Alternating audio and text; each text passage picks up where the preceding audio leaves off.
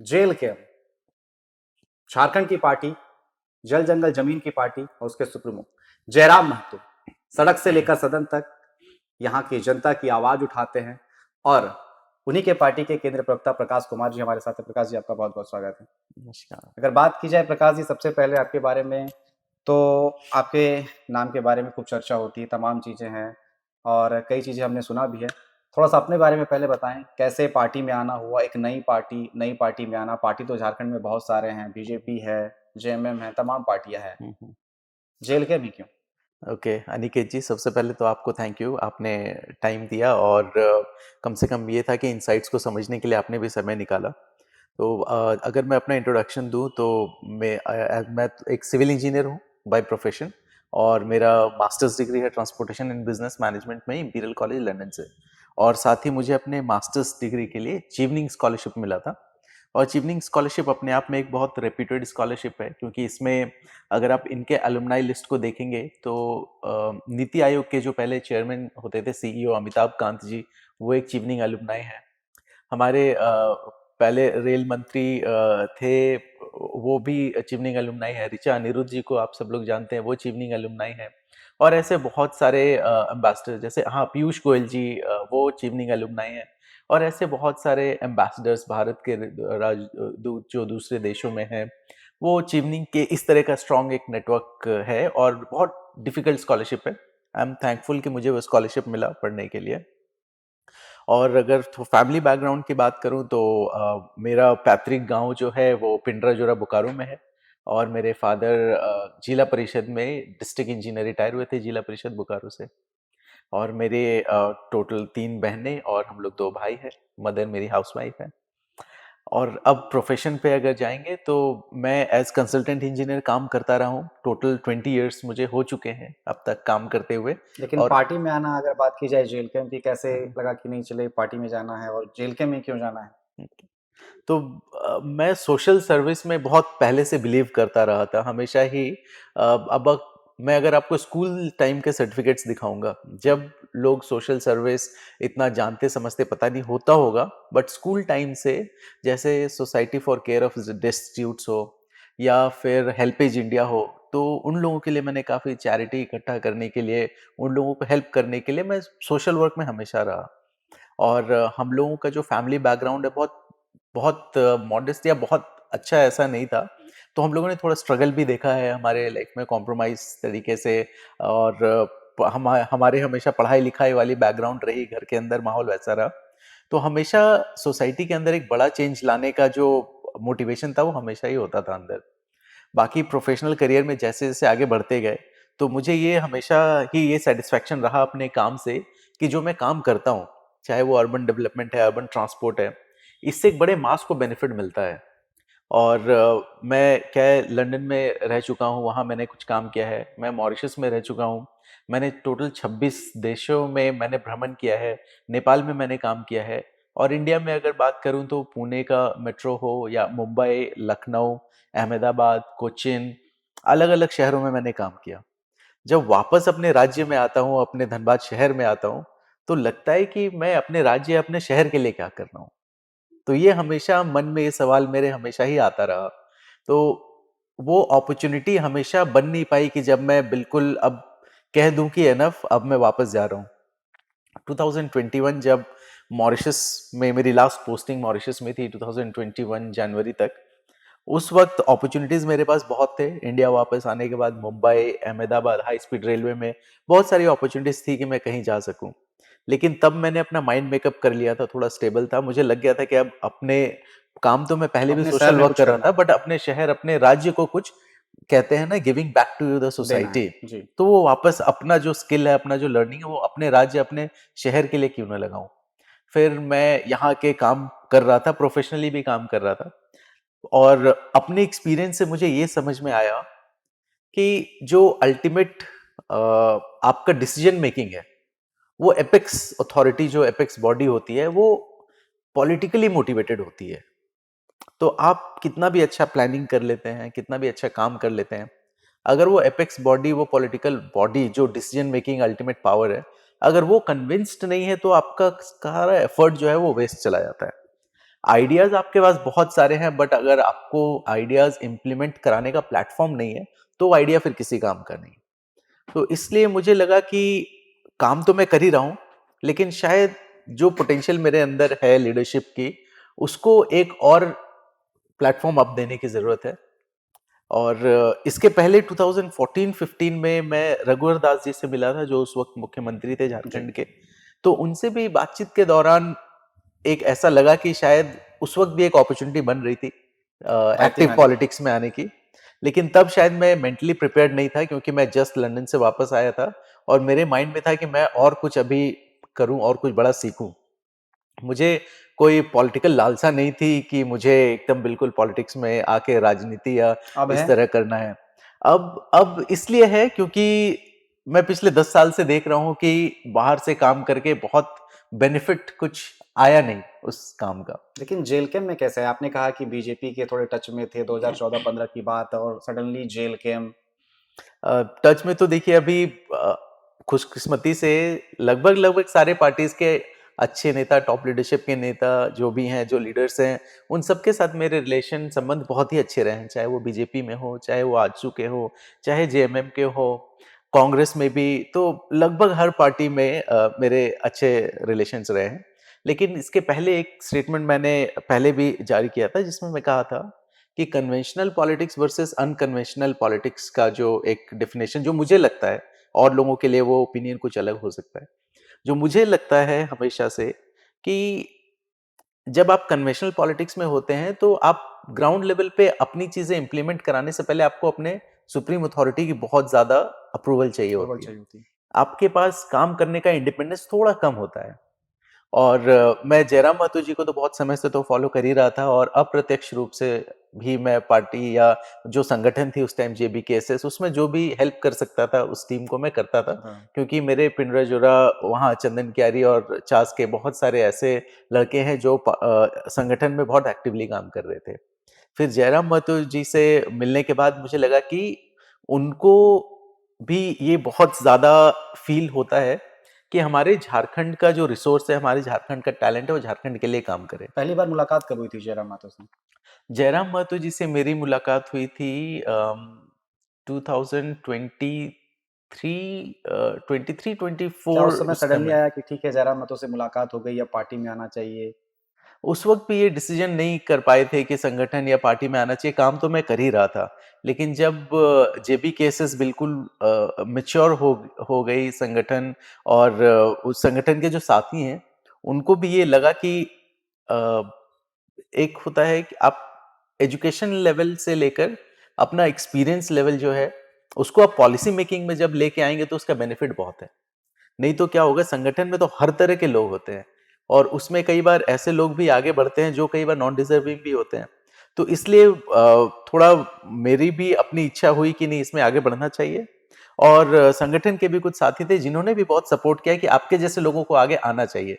क्योंकि हमेशा ही आप देखेंगे जब इलेक्टोरल लिस्ट देखते हैं, जब कैंडिडेट्स की लिस्ट देखते हैं, तो लोगों के मन में सवाल बहुत होता है कि हम वोट आखिर दें तो किसको लेकिन दें? आप संगठन की बात कर रहे हैं, शुरुआती दौर में अगर जयराम मातो की बात की जाए, कई ऐसे जो थे, जो शुरुआती दौर से उनके साथ थे, लेकिन हुँ, बाद हुँ। में वो पार्टियाँ छोड़ते गए। हुँ, हुँ। चाहे मनीष मेहता की बात कर लें या तमाम और भी जो ऐसे लोग थे, उनके साथी थे, बाद में उनके खिलाफ बोलते गए कि जिस एजेंडा के साथ जयराम महतो आए हुए थे, उस एजेंडा को छोड़ते हुए आगे निकलते हुए, क्या मतभेद पार्टी में चल रही थी या फिर क्या कुछ हुआ था कि जो पुराने लोग थे, पुराने साथी थे या सिर्फ जयराम महतो पार्टी में अपनी ही चलाते हैं? ऐसा तो कहना ठीक नहीं होगा कि वो पार्टी में सिर्फ अपनी ही चलाते हैं, क्योंकि हर हर लेवल पे अलग-अलग कमिटी है। जैसे चुनाव के समय में उस वक़्त केंद्र कार्यकारिणी की एक समिति, एक कमेटी थी, और जैसे पार्लियामेंट्री कमेटी एक बनी थी जिसमें किसको टिकट मिलना चाहिए या नहीं मिलना चाहिए, क्या क्राइटेरिया होना चाहिए जिसके बेसिस पे टिकट मिले, वो सारे क्राइटेरिया बने थे। तो अल्टीमेट डिसीजन मेकिंग उन्हीं की होती है, बट रिकमेंडेशन ज़रूर एक कमिटी की तरफ से जाती थी। और हमेशा एक एक लीडर जब शुरू करता है, या सिर्फ इस पॉलिटिकल पार्टी में क्यों यार, जयराम महतो जी ही क्यों, हम लोग अगर अपनी भी लाइफ का एग्जांपल देखेंगे, हमने एक सोच के साथ शुरुआत की, उसके बाद धीरे-धीरे हमारी सोच में मैच्योरिटी आती गई, हम नई-नई चीज़ें सीखते गए, लर्निंग आती गई।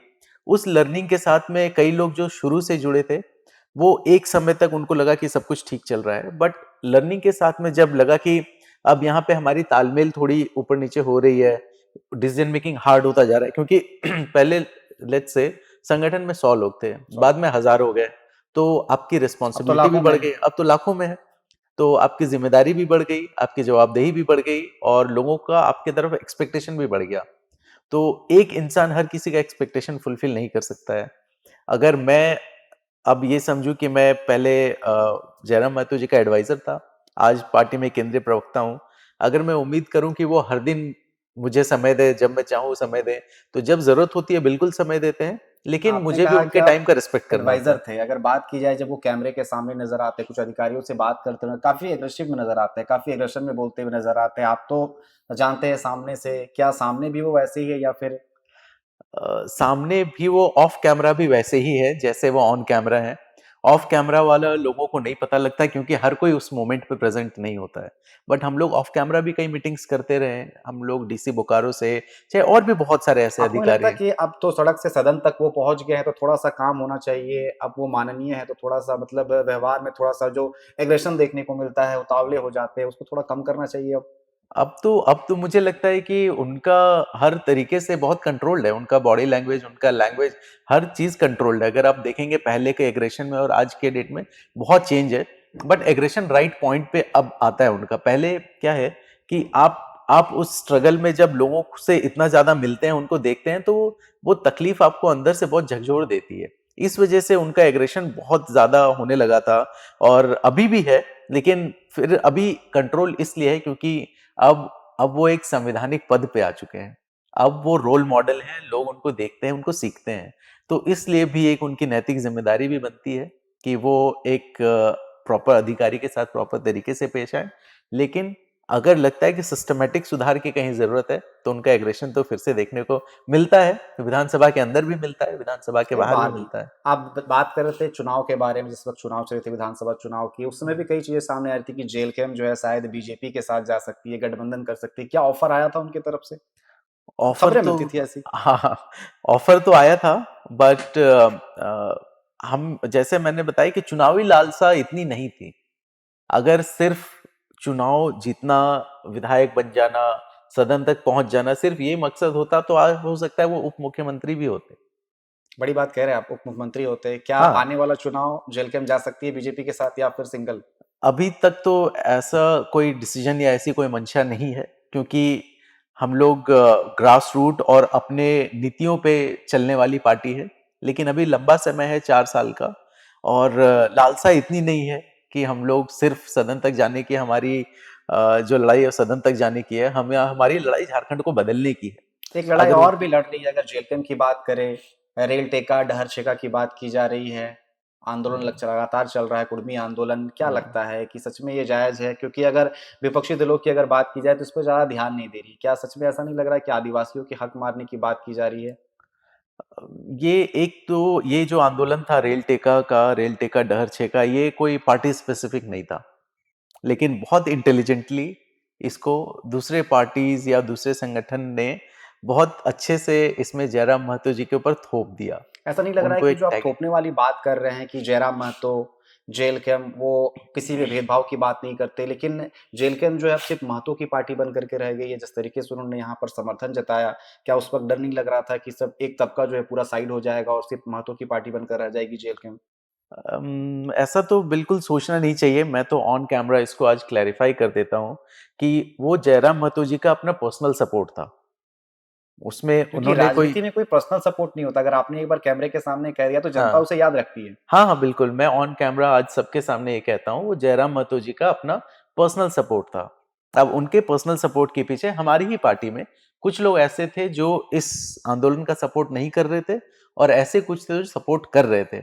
सपोर्ट करने वालों में गैर कुर्मी भी थे, और गैर महतो और वो कम्युनिटी के भी थे, और जो सपोर्ट नहीं कर रहे थे, उसमें कुछ कुर्मी भी ऐसे थे, नाम नहीं लूँगा, बट ऐसे भी नहीं थे ले जो सकते हैं, नाम अगर आप बता सकते हैं, कोई दिक्कत नहीं है। नहीं, फिर वो कंट्रोवर्सी में ज़्यादा चला जाता है, और अभी हम लोग बहुत नॉर्मलाइज़ करके चीज़ों को चलना चाहते हैं।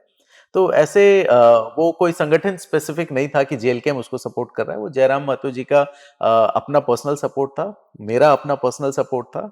अब ये कितना सही है और कितना गलत है, तो आगे भी इस आप पे सपोर्ट में हैं, कुर्मियों के सपोर्ट में है जेल गेम की पार्टी इस आंदोलन के पीछे? जेल कैंप पार्टी का तो नाम नहीं लेना चाहिए, ये कहिए कि इंडिविजुअलिस्टिकली कौन कौन सपोर्ट में है।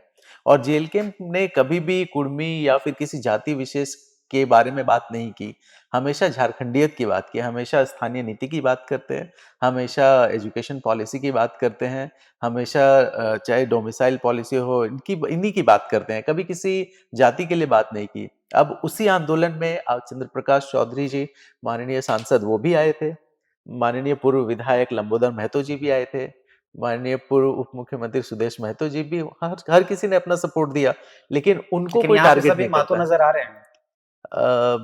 आप कह सकते हैं कि ये सब महतो नजारे कुर्मी समाज से थे, इन्होंने सपोर्ट किया, और इसलिए लोग टारगेट सिर्फ जयराम महतो जी को कर रहे हैं और किसी दूसरे पार्टी जी, के लोगों सुदेश को महतो नहीं को भी कर कर रहे हैं। सकते हैं, सुदेश कर महतो भी आए सकते हुए हैं, थे। बिल्कुल। तो कभी कोई ये थोड़ी कहता है कि आजसू जो है वो सिर्फ कुर्मी की पार्टी है। नहीं, सुदेश महतो का ज़िक्र हो रहा है, तो अभी जितने भी जेलकैन के जो नेता हैं, जो भी छोड़ कर के जा रहे हैं, चाहे अभी प्रदीप महतो की बात कर ले या फिर आपकी पेटी पार्टी में जो है महिला प्रदेश अध्यक्षा कुछ रही थी रजनी रवानी, हाँ, शायद वो भी अब आजसू में चली गई। कई ऐसे हैं, अगर हम मनीष मेहता की बात कर ले या फिर वो जो थे वो भी संजय चले गए। संजय मेहता। संजय मेहता, जी हाँ, जी जी संजय जी। मेहता वो भी चले गए। तो ऐसा क्यों? हाँ, कमिटेड क्या यहाँ पर जो है वो आजसू है, क्योंकि जेलकैन से जो भी निकल रहा है, हम्म। दूसरी महतो वाली पार्टी में जा रहा है, क्या ऐसा है? महतो वर्सेस महतो देखने को मिल रहा है।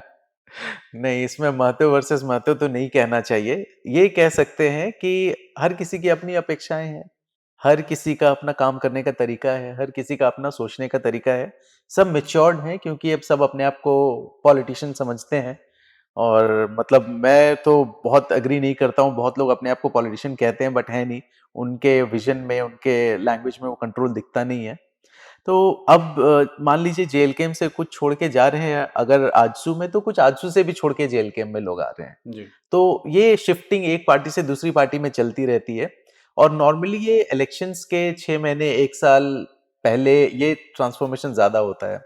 अब इस टाइम में क्या है, जैसे मैंने आपको पहले बताया कि कुछ पुराने साथी हैं, हो सकता है कई बार उनको समय नहीं मिला, हो सकता है कई बार उनकी सारी एक्सपेक्टेशंस फुलफिल नहीं हुई, इस वजह से उनकी नाराज़गी बढ़ गई, उनको अपना आप लगता नाराज़गी की अधिकार। बात कर रहे हो, चुनाव के समय में ये भी आरोप लग रहा था जेल कैंप पर, जयराम महतो पर खासकर आरोप लग रहा था कि जो शुरुआत से पार्टी में है, उन्हें टिकट नहीं देके चुनाव के टाइम पे, जिसने चुनाव से ठीक 5-6 महीने पार्टी जॉइन की हो, उन्हें टिकट दे दिया गया। ये भी नाराज़गी देखने को मिली थी। ऐसा भी था कि भेदभाव किया गया टिकट देने में, जो पहले से साथी थे, उन्हें टिकट नहीं दिया गया? अ, एक तो चुनाव से 3 या 4 महीने पहले पार्टी का रजिस्ट्रेशन हुआ था, और टिकट देने के लिए सिर्फ पुराने साथी होना एक क्राइटेरिया नहीं हो सकता। नहीं तो फिर तो पता है कि हमारे टॉप 1 टू 81 जो सबसे पहले जॉइनीज हैं उनको आप टिकट दे दो, बात खत्म। लेकिन पार्टी बहुत गंभीर थी इस मामले को लेकर कि हम लोग झारखंड के लिए कुछ नया लेके आ रहे हैं, हम जनता को वही पुरानी दोषारोपण वाली राजनीति से बाहर लेके आ रहे हैं। हम कुछ नया करना चाहते थे, हम लोग इनोवेशन लेके आना चाहते थे, हम लोग पॉलिसी लेवल बात करना चाहते थे। इसीलिए जो क्राइटेरिया बनाए गए थे, जो फॉर्म भरने वाली बात थी, वो क्राइटेरिया इसलिए बनाए गए थे कि आपकी सोच, आपका विजन कम से कम पता चले।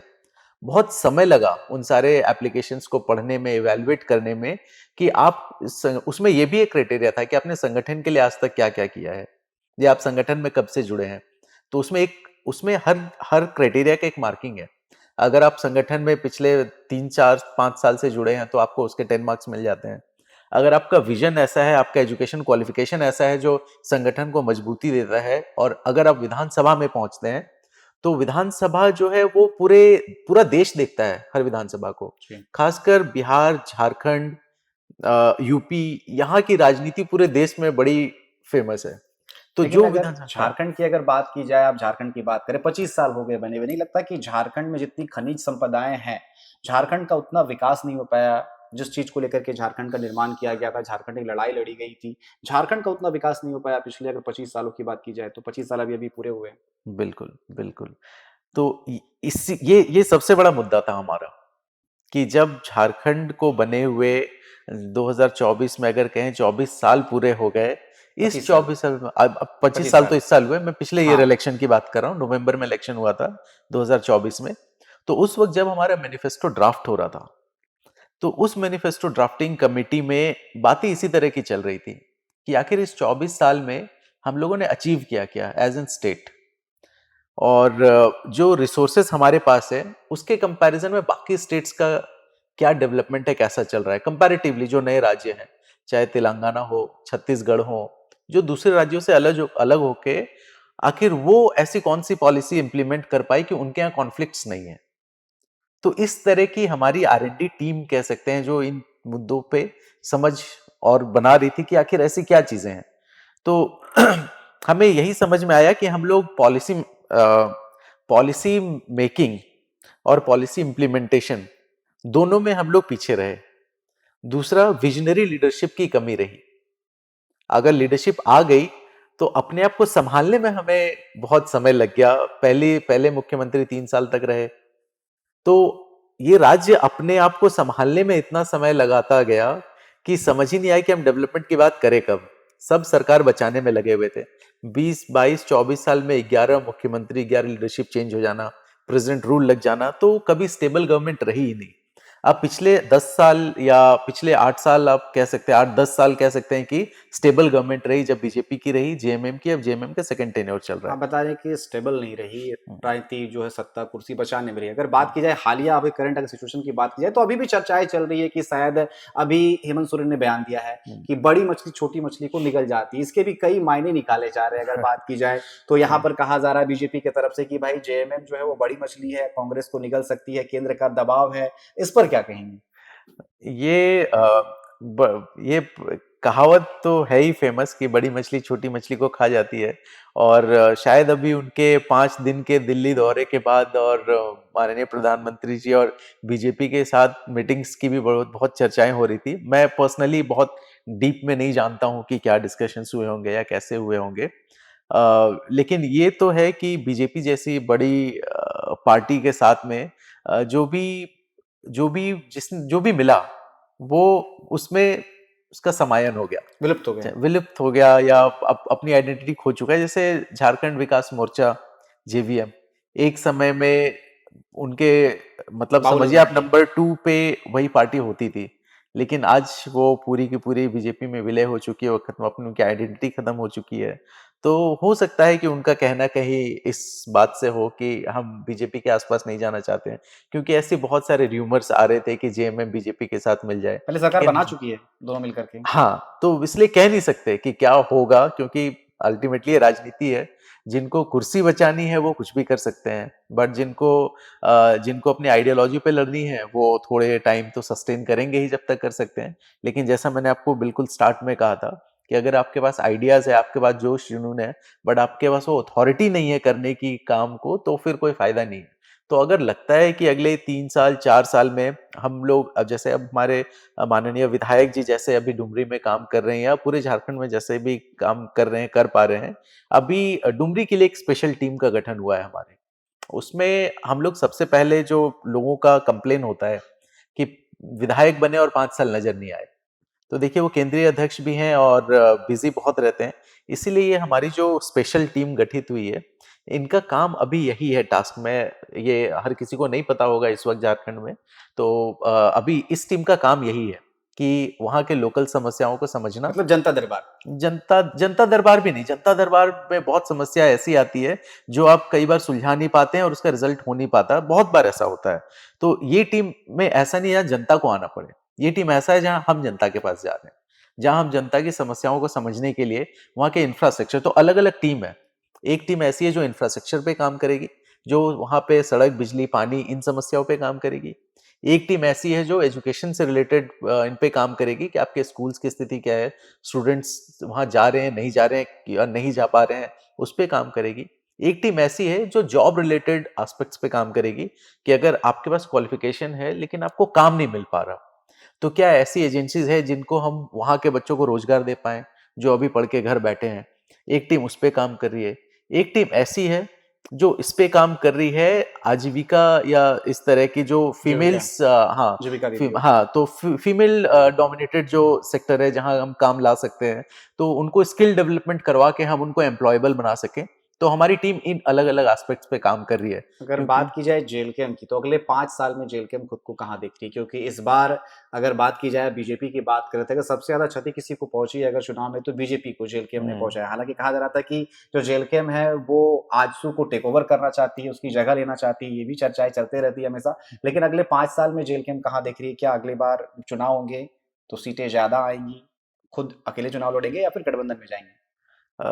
इस पॉइंट पे तो ये क्लैरिफ़ाई करना बहुत मुश्किल है कि अकेले जाएँगे या गठबंधन में जाएँगे, बट अभी तक ऐसा कोई चर्चा हमारी टीम के अंदर नहीं है कि हम लोग गठबंधन में जाएँगे, अभी तक ऐसी कोई चर्चा नहीं है।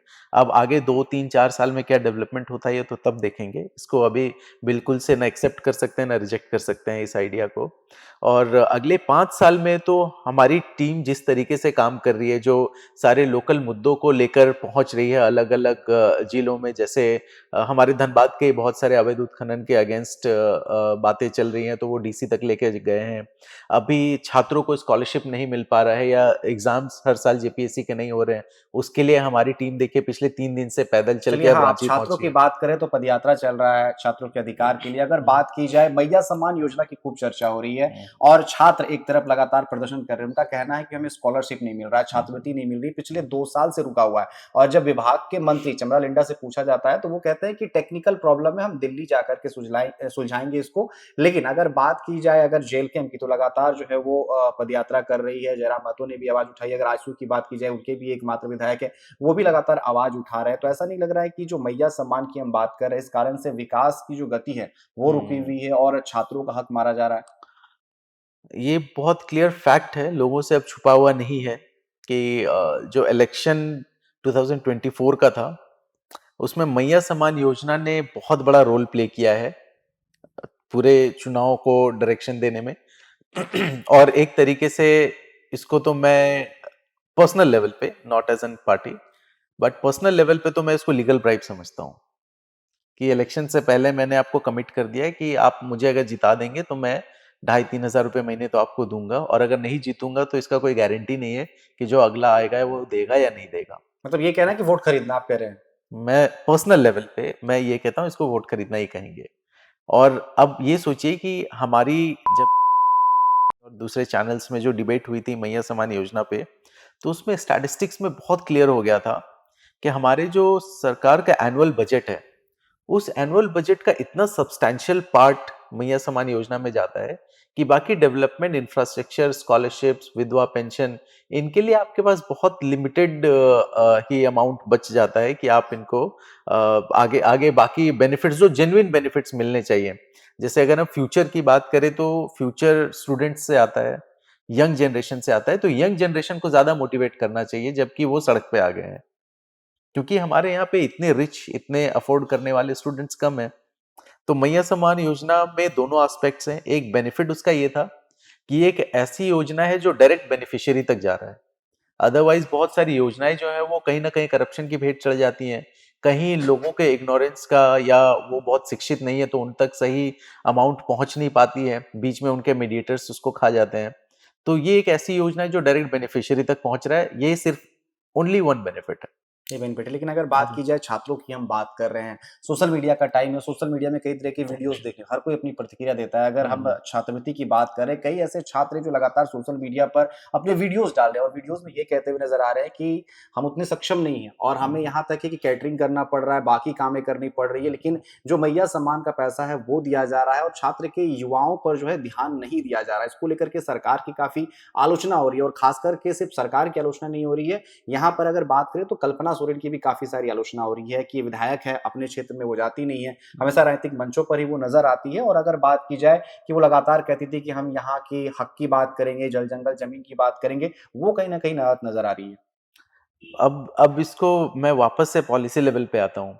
अब इस जेएमएम की सरकार का ये छठा साल चल रहा है, ठीक है?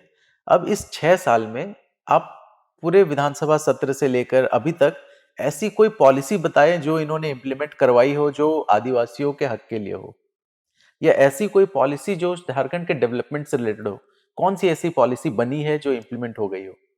देखिए, सबसे ज़्यादा प्रोटेस्ट इस गवर्नमेंट में हुए, चाहे पेपर लीक के मामले में हो, कोई एग्ज़ाम बिना कोर्ट के इंटरवेंशन के पूरा ही नहीं हो पा रहा है, ना कोई रिक्रूटमेंट, ना कोई एग्ज़ाम।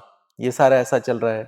तो ये बहुत स्थिति ठीक नहीं है। आप हो सकता है कि अगले 4 साल में फिर कोई लालच देके पावर में आ जाए, बट ये सर्वाइवल के लिए ठीक नहीं है, हमारे राज्य के लिए ठीक नहीं है। मतलब राज्य की जनता का विकास नहीं हो रहा है। फैक्ट है। विज़न की बात की जाए, तो हुँ। जेलकेम किस विज़न के साथ है और क्या देख रही है कि अगले 5 साल में क्या हो सकता है? और अगर जेलकेम आती है सत्ता में, तो वो यहाँ की जनता के लिए क्या कुछ कर सकती है? जिस तरीके से आप बता रहे थे कि 25 सालों में उतना विकास नहीं हुआ है, तो क्या एजेंडा है, क्या विज़न लेकर के आई है जेलकेम? देखिए हम लोग सबसे पहले जैसे एक स्ट्रगल चल रहा है कि यहाँ पे जॉब्स की बहुत स्कैर्सिटी है, कि यहाँ पे जॉब्स नहीं है, क्वालिटी एजुकेशन नहीं है। और जॉब्स आएँगी कैसे? जॉब्स आएँगी तब जब आप इंडस्ट्रीज़ को यहाँ पे अपॉर्च्युनिटी देंगे आने का, सेटअप करने का, चाहे वो सॉफ्टवेयर बेस्ड हो या फिर मैन्युफैक्चरिंग हो, इस तरह का। अब आप सोचिए कि झारखंड राज्य पूरे देश में समझिए कि 27-28% पूरे देश का कोल जो है वो सप्लाई करता है 1 सप्लाई तिहाई। करता है झारखंड। जो इंडस्ट्रीज़ हैं, मैन्युफैक्चरिंग हब्स है, वो पेट्रोल, डीज़ल पे नहीं चलती हैं, वो कोल पे चलती हैं। तो आप पूरे देश का मैन्युफैक्चरिंग सेक्टर है, उसको सपोर्ट करते हैं। आयरन ओर समझिए 25-26% करीब झारखंड प्रोड्यूस करता है। पूरे पूरे देश के देश लिए में। 25% से ज़्यादा झारखंड प्रोड्यूस करता है। लेकिन हमारे यहाँ पे कितने स्टील प्लांट्स नए लग पाए हों, झारखंड बनने के बाद? ये सोचने की बात है।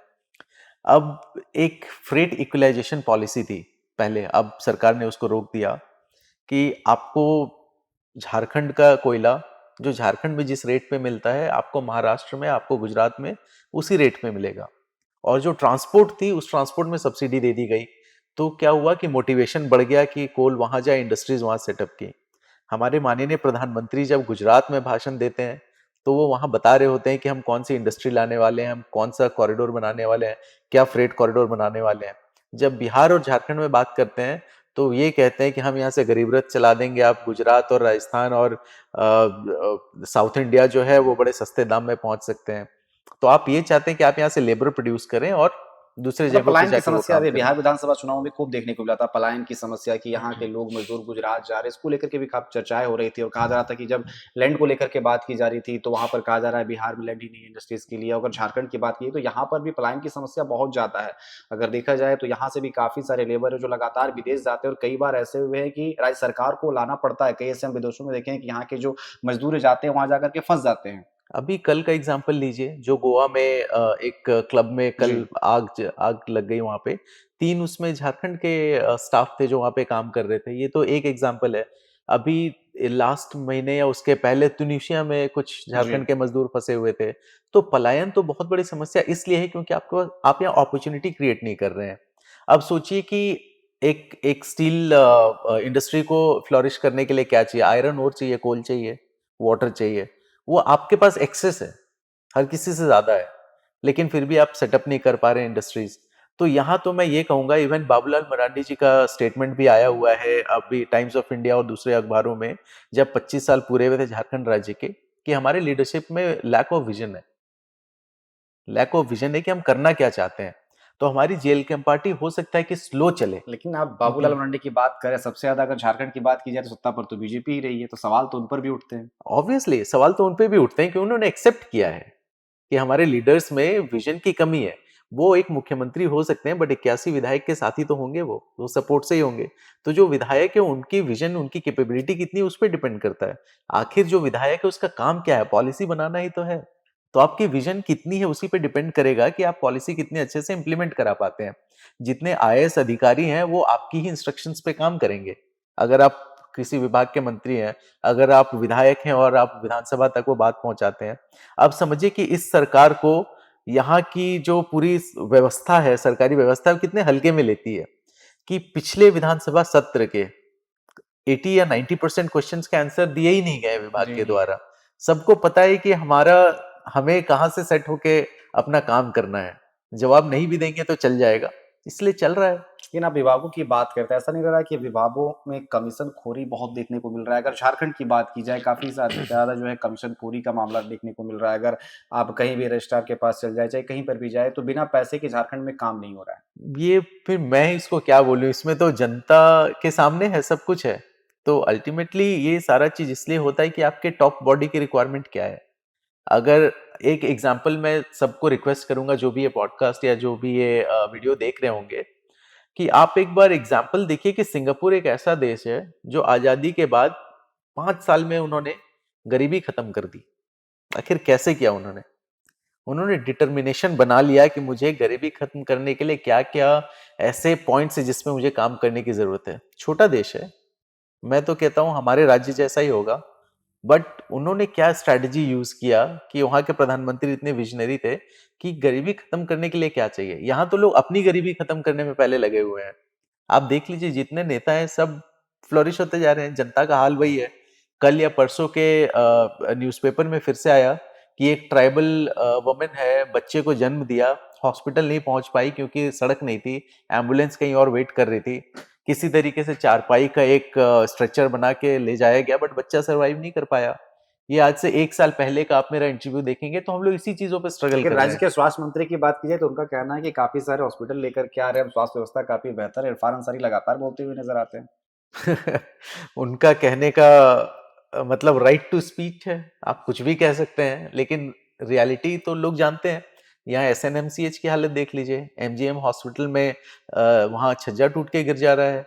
लेकिन इरफान अंसारी अब तो कभी कह रहे थे कि अभी जमशेदपुर गए हुए थे, वहाँ उन्होंने एक ओपीडी में गए, वहाँ पर मरीजों को देखा और जब उनसे विधानसभा में पूछा गया कि भाई विपक्ष सवाल उठा रही है कि आपके पास डिग्रियाँ नहीं हैं, आप झोला छाप है, तमाम चीज़ें उनको लेकर के आरोप लग रहा था। लेकिन उन्होंने कहा कि आप अगर इरफान अंसारी पर सवाल उठा रहे हैं मतलब भगवान पर सवाल उठा रहे हैं, यानी खुद को उन्होंने भगवान कहा। उन्होंने कहा कि डॉक्टर जो है भगवान का दूसरा रूप होता है।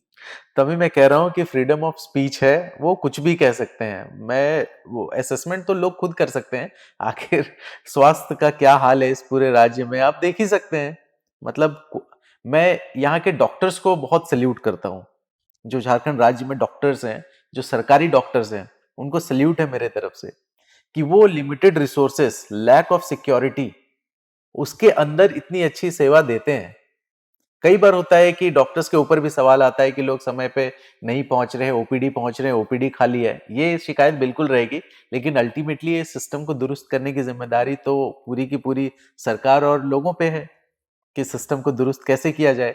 तो क्वालिटी की अगर बात करें तो सरकारी डॉक्टर्स का क्वालिटी बहुत अच्छा है, लेकिन अगर सिस्टम की बात करें तो सिस्टम सुधारना भी एक ज़रूरी यानी सिस्टम जरूरी है। खराब है। दुरुस्त सिस्टम की बात करें, अधिकारियों की बात हो रही है। जयराम महतो पर आते हैं। जयराम महतो की हम बात कर रहे थे क्योंकि अगर जेल कैंप की बात करें तो जयराम महतो का नाम सबसे पहले आता है। हालाँकि पार्टी किसी एक इंसान से नहीं चलती है, लेकिन जयराम महतो हमेशा अधिकारियों को फटकार लगाते हुए नज़र आते हैं और जो फटकार लगाते हैं उस दौरान पीछे से कोई कैमरा में वीडियो शूट कर रहा होता है क्योंकि लोग जो है उनके हेटर्स हैं वो ये कहते रहते हैं कि भाई ये जो है ना व्हाट्सएप वाला और इंस्टाग्राम और तमाम जो है इंटरनेट वाले जो है नेता है जानबूझकर जो वीडियोज़ बनाते हैं और वीडियोज़ डालते हैं जनता को दिखाने के लिए कि हम काम कर रहे हैं। इस पर क्या कहेंगे कि आखिर वीडियोज़ क्यों बनते हैं? ठीक है, अधिकारी से आप बात कर रहे हैं तो बात करके आप काम करवा सकते हैं। हम्म। आखिर वीडियोज़ क्यों?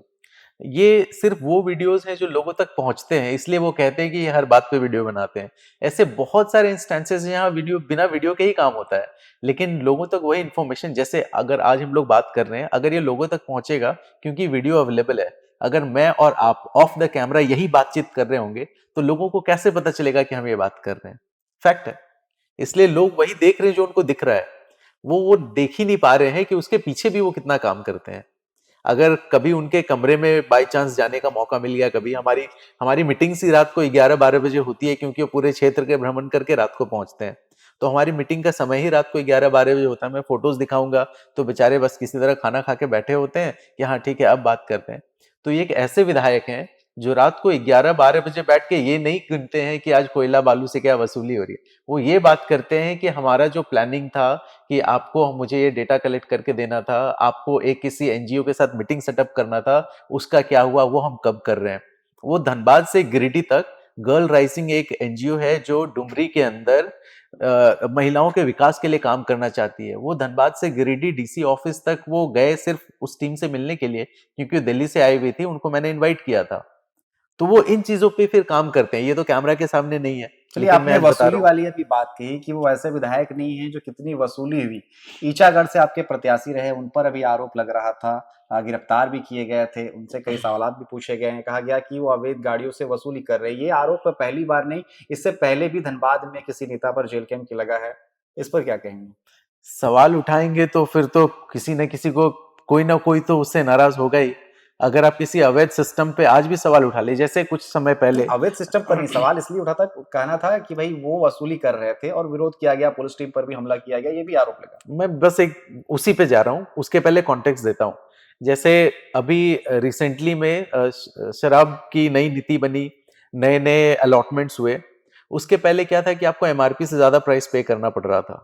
तो उसमें कई लोग झगड़ा करते थे कि आप मुझसे एमआरपी से ज़्यादा क्यों पैसे ले रहे हैं? तो जो झगड़ा कर रहा है उस कस्टमर की पिटाई कर लेने के बाद कहते थे ये मुझसे वसूली करने आए थे। ऐसे इंसिडेंट्स हुए हैं, सरायडेला में हुए हैं। तो ऐसा ही होता है कि जब आप देख रहे हैं कि अभी किसी भी बालू घाट का टेंडर नहीं हुआ है, लेकिन आप ऐसा कोई बता दीजिए कि अपार्टमेंट ना बन रहा हो या कोई कंस्ट्रक्शन का काम रुका हो। जब यही चीजें हमारे लीडर्स सामने से अथॉरिटीज को बताते हैं कि भाई जब बालू का टेंडर नहीं हुआ तो ये गाड़ी जा कैसे रहा है, अपनी तरफ से कोशिश करते हैं कि अगर पुलिस उस पर एक्शन नहीं ले रही हो तो हम लोग ही रोकते हैं ताकि कम से कम कोई तो जागे नींद से। लेकिन इसकी जगह क्या होता है उल्टा, कि अगर जिसने रोका है उसकी पिटाई कर दो, उसके ऊपर और केसेस कर दो और उसको और फंसा दो कि ये वसूली करने आया चलिए एक था। सवाल और और अब देखिए इसी जी, पे अब हाईकोर्ट ने भी तो संज्ञान लिया है इस पे जी। खुद से, कि आखिर इतनी बेरहमी से पिटाई, क्या ऐसा कौन सा उन्होंने क्राइम कर दिया था। चलिए एक और सवाल, अगर बात की जाए हेमंत सोरेन की बात की जाए, तो वो कहते हैं कि ये जो सरकार है, ये राजधानी से नहीं, आपके गाँव से, आपके गलियों से नहीं। क्या लगता है कि गलियों से सरकार चल रही है? मुझे तो कोई बेसिस दिखता नहीं है। अब उन्हीं के गांव निमरा की हालत देख लीजिए। अगर मानिए शिबू सोरेन जी के निधन के बाद ही उस गांव का कुछ विकास हुआ है। सड़कें उस समय बन रही थी। सड़कें उस समय बन रही थी। अगर करना है तो आप तो ज़ीरो से शुरू कर सकते हैं, कहीं से भी शुरू कर सकते हैं। लेकिन वो शुरुआत कहीं दिखती नहीं है। तो ये तो एक एग्ज़ाम्पल है कि आप कौन से गली और कौन से कहाँ से मतलब आपका कहते कहना हैं। ये है कि हर कोई अगर अपना आंगन और अपनी गलियाँ साफ कर ले, तो फिर सारा मतलब जगह सुरक्षित हो जाएगा, साफ हो जाएगा। अगर हर विधायक, हर नेता अगर अपने एरिया को डेवलप कर दे, तो पूरा राज्य डेवलप हो जाएगा। बिल्कुल, मैं तो कहता हूँ कि 5 साल से ज़्यादा विधायक रहने की ज़रूरत नहीं है। मैं आज कमिटमेंट देता हूँ, बाय चांस फ्यूचर में कभी मैं विधायक बन गया, बाय चांस, तो मैं 5 साल के बाद अपना रिटायरमेंट ले लूँगा। मैंने तो आप मेरा सवाल जो था आपने ले लिया, कि क्या प्रकाश जी अगला विधानसभा चुनाव लड़ेंगे? ये तो पार्टी तय करती है कि चुनाव फिर लड़ूँगा भी या अंदर नहीं में इच्छा लड़ूँगा। तो होगी कि चुनाव लड़ना है, नेता बनना है, नेता बनना कभी नहीं रहा कि मुझे नेता बनना है, ये है इसलिए जनता कि की मैं सेवा करना है। जनता की सेवा करना है। मैं पॉलिसी लेवल पे काम करने में बहुत बिलीव करता हूँ। इसलिए मेरा था कि विधानसभा में जाने के बाद मैं बहुत चीज़ें इम्प्लीमेंट करवा सकता हूँ। और मेनली ये है कि हम लोग आज भी स्ट्रगल करते हैं ना कैंडिडेट्स में, कि हम वोट किसको दें। अगर आपके पास 5 कैंडिडेट्स हैं जिसमें लगे कि अब एग्जांपल लेते हैं जैसे स्मार्ट सिटी की।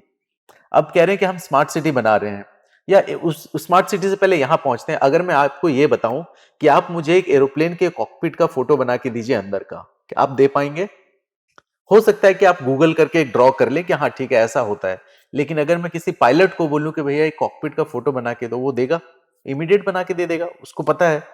वैसे ही अगर मैं स्मार्ट सिटी की बात करूं या मैं डेवलपमेंट एक अर्बन अच्छा इंफ्रास्ट्रक्चर की बात करूं, तो अगर आप किसी भी एक्स वाई जेड को बोलेंगे कि स्मार्ट सिटी कैसा होता है, उसमें क्या कंपोनेंट्स होने चाहिए, वो मुझे बना के बताओ, हो सकता है वो गूगल से ढूंढ के कुछ कर देगा। लेकिन एक ऐसा इंडिविजुअल जिसने स्मार्ट सिटीज पे काम किया हो, जिसने अर्बन डेवलपमेंट पे काम किया हो, जिसने शहरी विकास, जिसने पॉलिसी पे काम किया हो, जिसने मल्टीपल स्टेक होल्डर्स हैंडल किए, अगर आप उसको बोलेंगे तो वो आपको तुरंत वो पेपर ड्राफ्ट करके दे सकता है। चलिए मतलब तो ये आप चुनाव लड़ना चाहते हैं, लेकिन आखिरी सवाल, अगर आप चुनाव लड़ेंगे, तो कौन-सा सीट हो सकता है? ये चुनाव लड़ूंगा, ये तो बहुत बड़ा सवाल है, ये भी पार्टी तय करेगी। और कौन सी सीट से लड़ूंगा ये भी पार्टी तय करेगी, अगर ऐसा होता मतलब है मन में तो। तो इच्छा है ना कि जनता की सेवा करना है। डेफिनेटली, डेफिनेटली ये तो मैं पहले भी एक्सप्रेस कर चुका हूँ।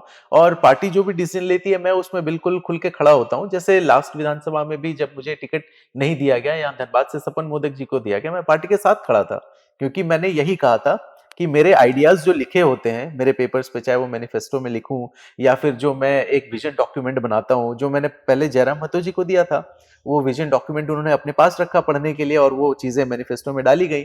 अगर वो चीजें इंप्लीमेंट हो जाती हैं तो फिर मैं बनूं कोई और मतलब बने, ना बात वही कहते है। हुए भी आपने जवाब दे दिया, धनबाद का ज़िक्र हो गया। एग्जाम्पल मैंने बताया क्योंकि ये मेरा होम टाउन है, तो मैं यहाँ से मैंने लास्ट टाइम अपना नामांकन के लिए अपने पार्टी में अप्लाई किया था।